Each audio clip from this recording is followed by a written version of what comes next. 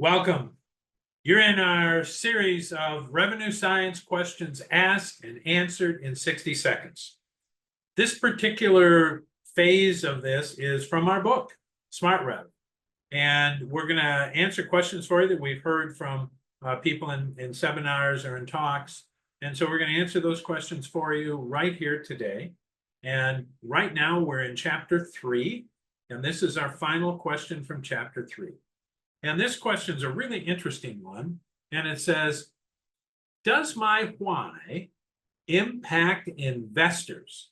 And I think in this category, we can also include banks or other people who think of our business as financial, sometimes more so than operational or a value transfer. And so this is part of triage.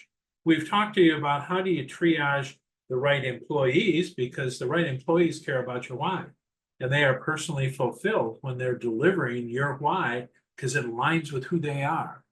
It also works for your customers because the customers want to know that they can trust you and that your path and their path have a lot in common, because they're kind of afraid if your path doesn't align with them when it comes to a decision of what do I do, you got to make a decision either to support the buyer or to support yourself. And that kind of scares the buyer. It scares me. I want to deal with people who have the same approach. So investors are the same way. Use this question as a triage so you select the right investors, the right bankers. Make sure your why and their whys match up. Otherwise, you're going to find it very uncomfortable at a later time. Thanks for joining us today.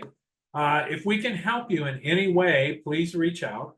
If you need a fractional chief revenue officer, or you need your team trained in SmartRev, you want to create a living a revenue culture context, we can help you with that.